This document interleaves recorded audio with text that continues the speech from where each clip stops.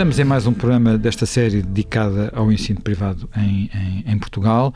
Hoje o nosso convidado é Jorge Cotovil, secretário-geral da APEC. A APEC é a Associação Portuguesa de Escolas Católicas. Ele também já escreveu sobre esta matéria, designadamente sobre o contributo do ensino privado nas, décadas 50, 60, 70.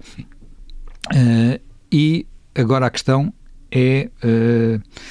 que eu gostava de ir um pouco atrás, designadamente à história do ensino religioso, ou o ensino dado por ordens religiosas, por congregações religiosas, em colégios, de alguma forma ligados às dioceses ou a ordens religiosas, teve um papel em Portugal, mas também teve muitos solavancos.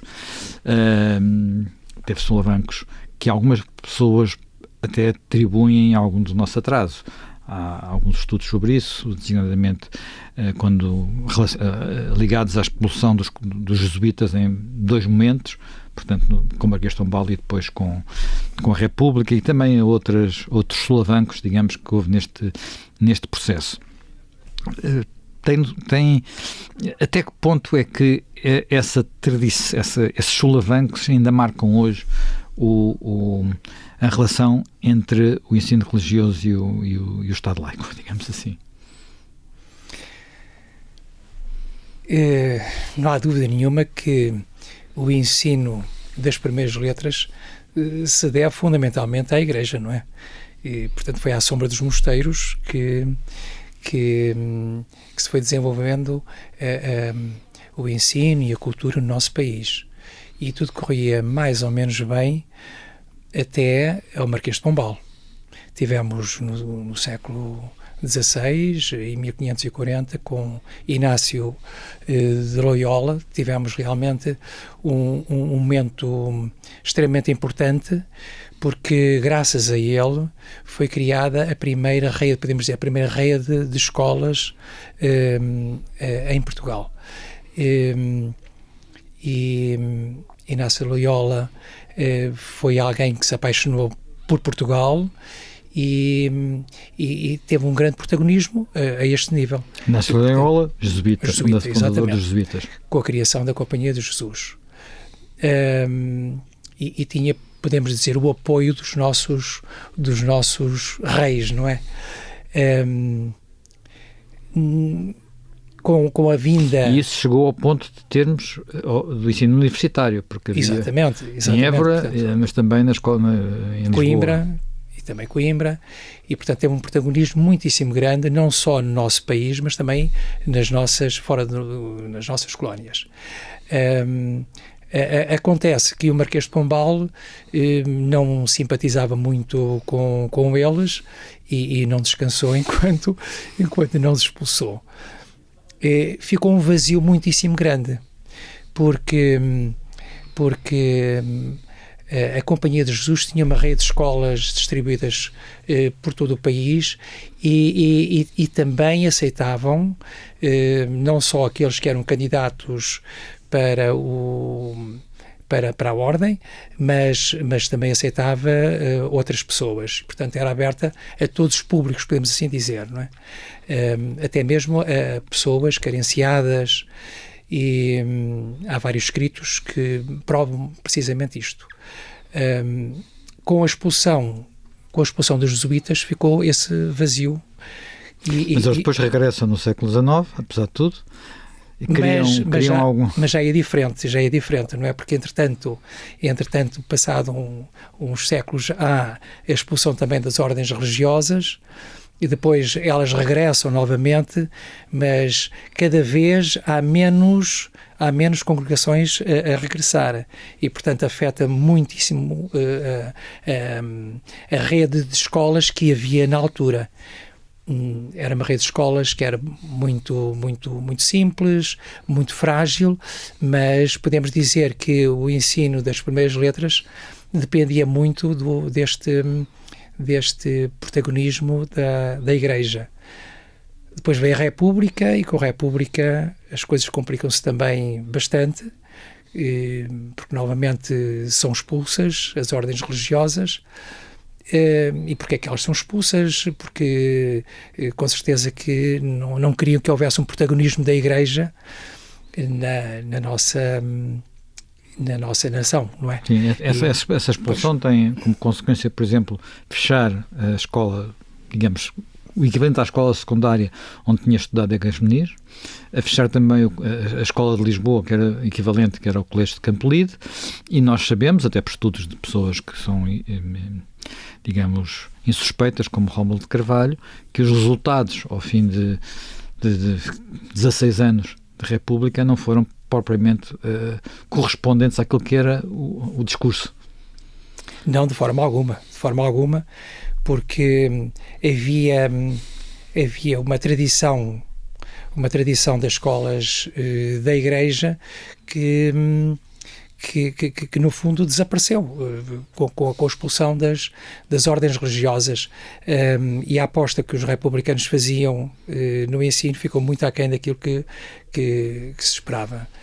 Depois, com o Estado Novo, regressam muitas congregações, e podemos dizer que temos mais condições para que o ensino da Igreja possa progredir e possa disseminar-se um pouco por todo o país.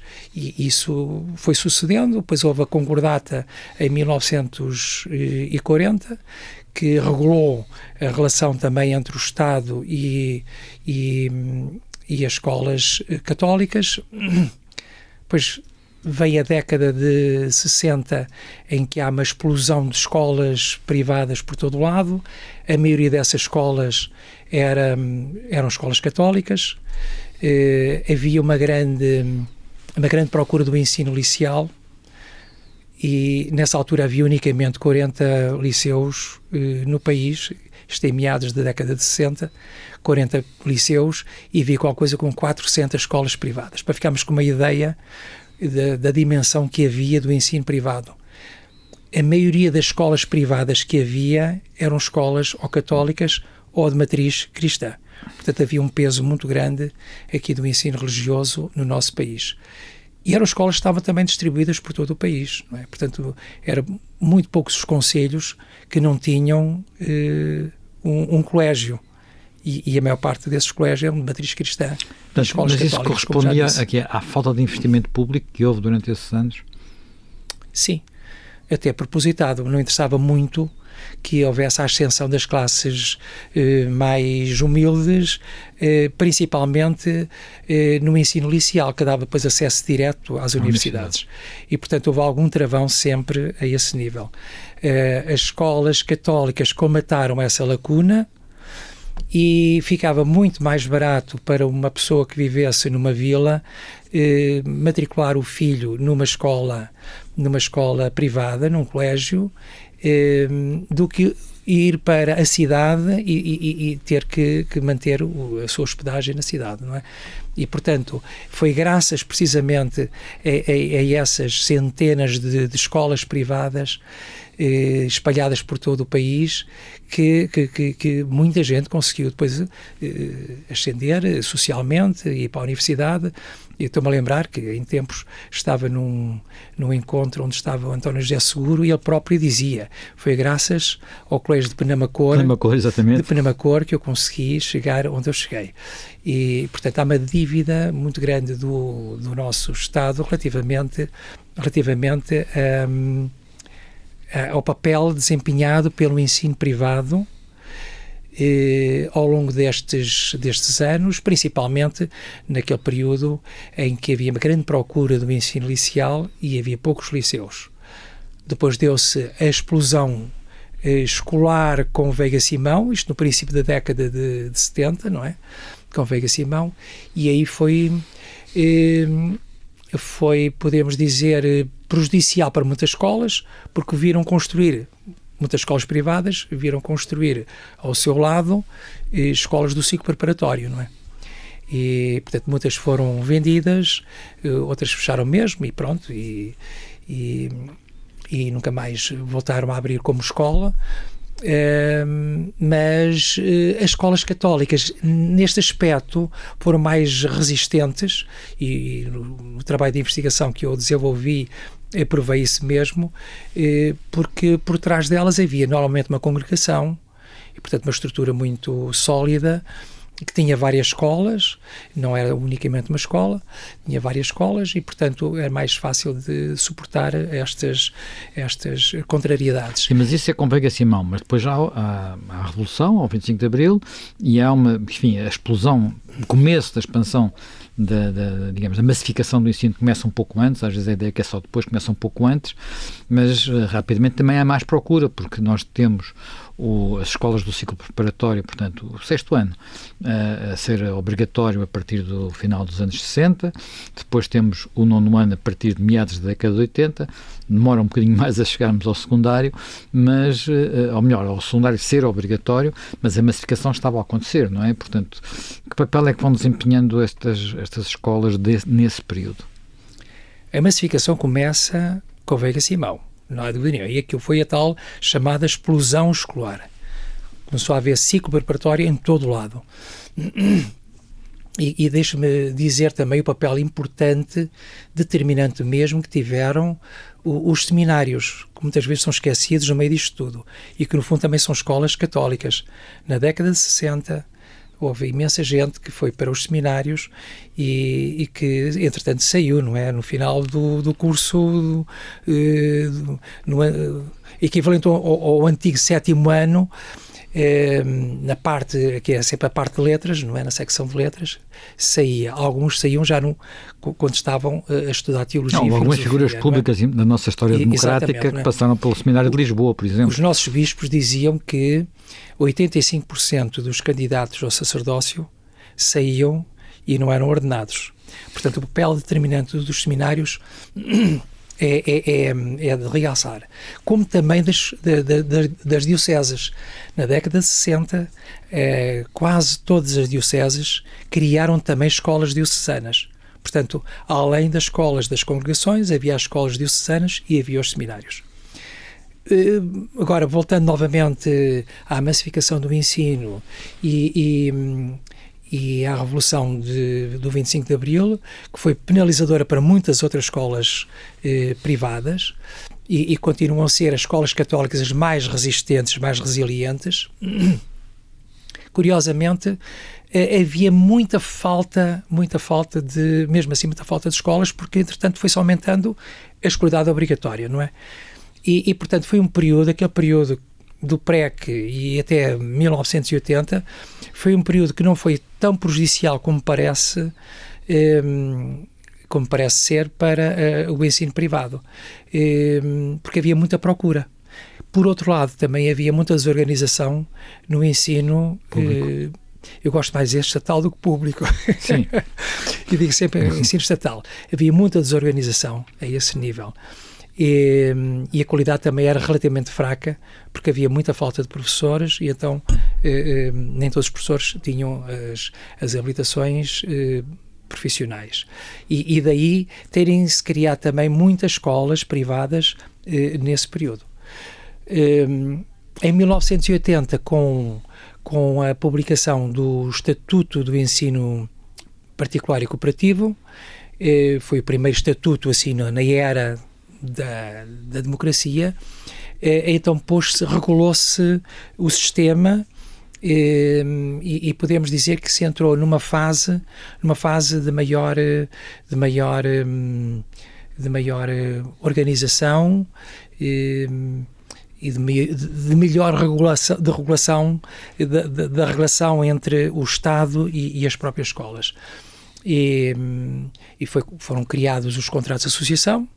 Já havia alguns contratos, não eram chamados contratos de associação, já havia alguns contratos com algumas escolas situadas em zonas carenciadas em que o Estado pagava. Curiosamente, já no tempo de Veiga Simão, o primeiro contrato de associação, não se chamava contrato de associação, mas o efeito era o mesmo, nasceu precisamente com Veiga Simão em 73 e foi com o Instituto de Nuno Álvares em Santo Tirso, que deixou de ter contrato de associação em 2016 ou 2017. Tinha um nome conhecido por outro nome, a escola... O Colégio das Caldinhas. Colégio das Caldinhas. Portanto, aqui era um complexo, não é? E depois também o outro jesuíta também, o colégio jesuíta foi de Sarnás, que infelizmente em 2019 também... Sarnás foi o colégio onde estudou o Egas Meniz. Pronto. E o colégio da Imaculada Conceição Caíque. Infelizmente ardeu num destes verões. Não. Não é esse, não estou a falar desse, não. Não. Havia o colégio de São Fiel. São Fiel, tem razão. E o de São Fiel é que Cardeu. Este aqui é muito mais recente. Esse é que é o colégio do Egas Meniz. Pois, este é muito mais recente, foi criado no princípio da década de 70 e foi criado então esse contrato de associação. Houve várias escolas que tiveram esse contrato. Mas pronto, em 1980 houve essa regulação, contratos simples para a maior parte das escolas privadas, contratos de associação para dezenas e dezenas de escolas situadas em zonas mais carenciadas e, portanto, ou saturadas de escolas ou com carência de ensino público. E, portanto, houve um período, podemos dizer, de grande acalmia, em que depois, na década de 90, criaram-se muitos colégios chamados colégios comerciais, portanto não estavam ligados a nenhuma congregação, nem estavam às vezes ligados até a empresas, muitos deles com contrato de associação também.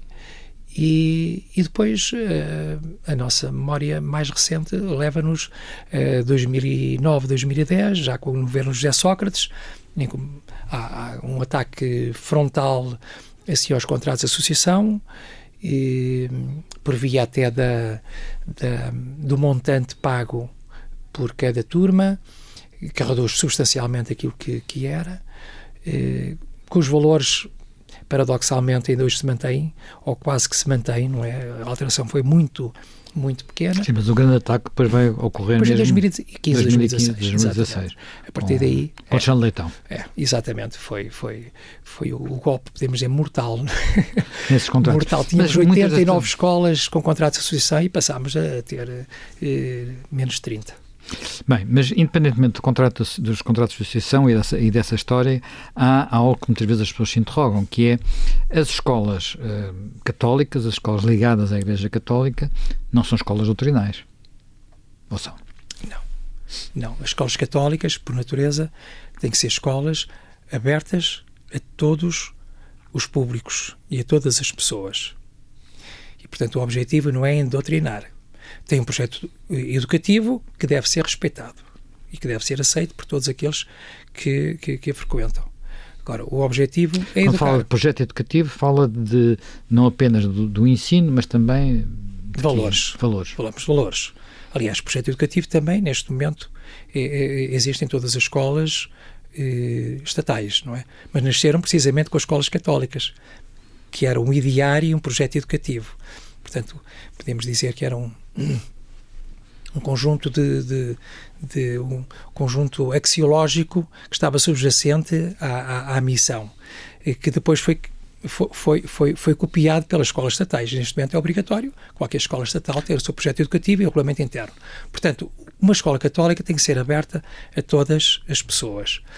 E agora é balizado naturalmente por valores que se fundam no Evangelho e na pessoa de Jesus Cristo. E isso é inquestionável.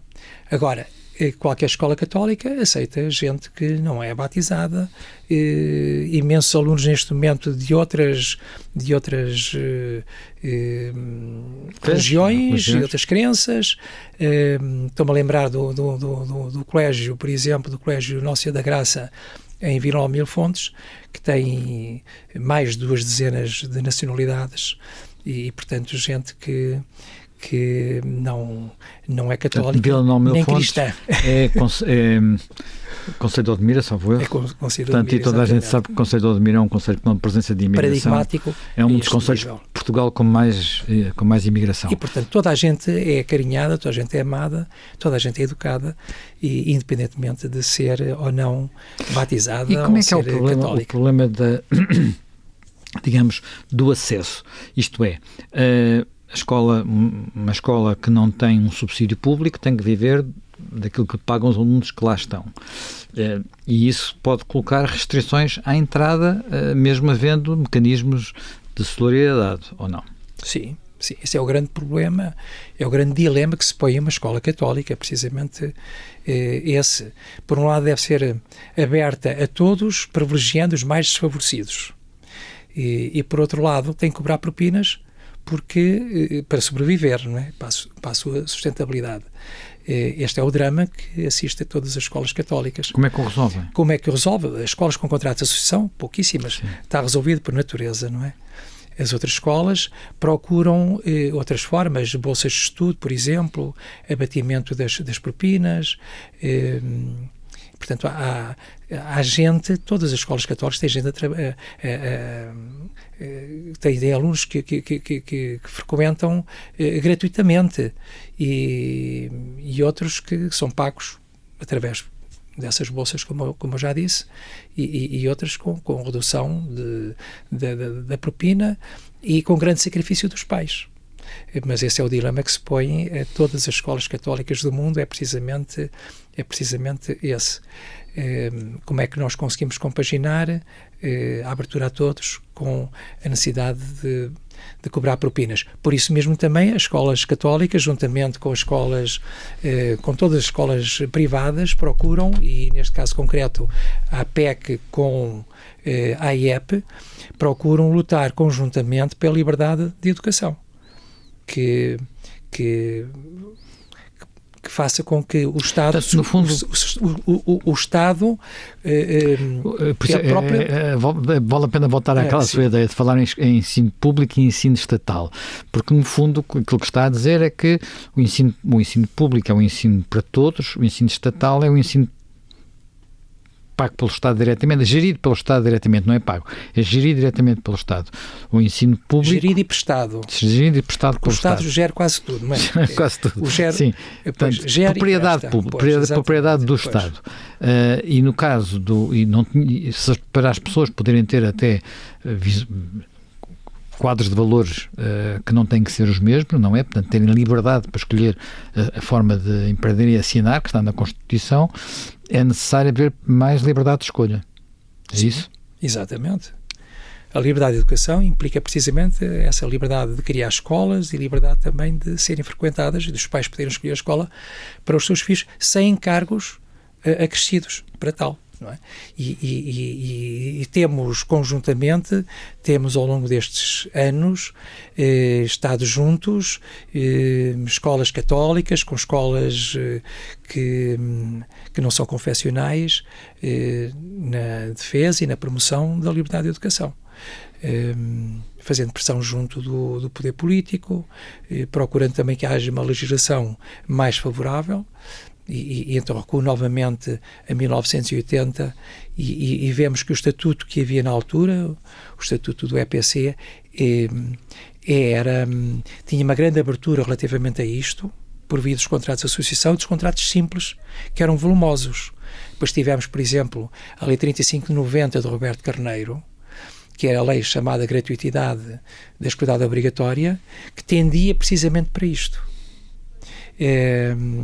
Ele preparou aquele normativo, não conseguiu ir mais do que isto, mas preparou tudo para que progressivamente tendesse para a gratuitidade, através dos contratos simples. Infelizmente, isso nunca foi cumprido pelos nossos governantes, mas não só pelos nossos governantes de esquerda, como os nossos governantes de centro e de direita.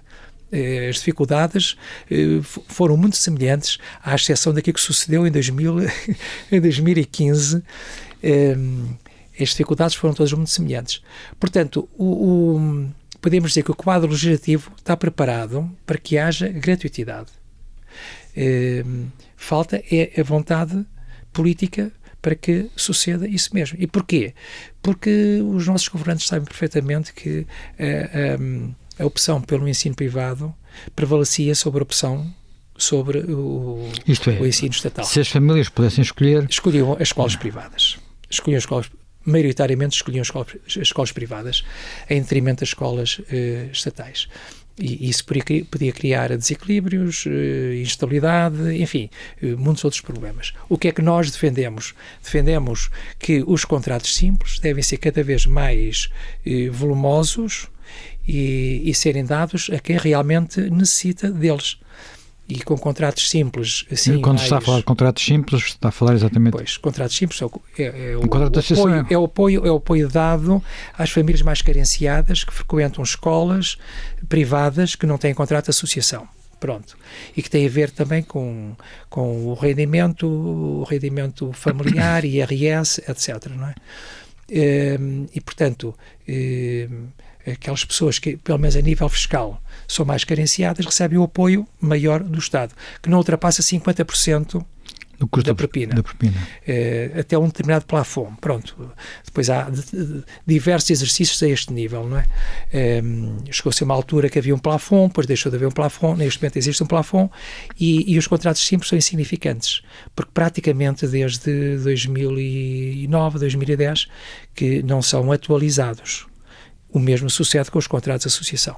E, portanto, neste momento, qualquer pessoa carenciada não pode, de forma alguma, ansiar por frequentar uma escola privada.